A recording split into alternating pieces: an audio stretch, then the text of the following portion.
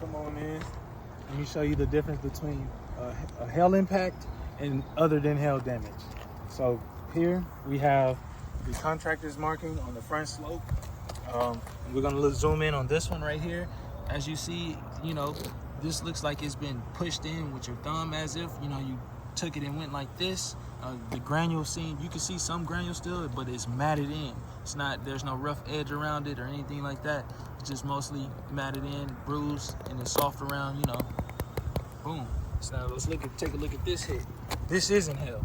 You see how it's all the debris in there, how it looks against on the edge. Normally, you know, it would be more bruised, more embedded, but that's just other than hail damage. Same here. This looks more so of a blister. See how it's all grayed out and just exposed like this? That comes from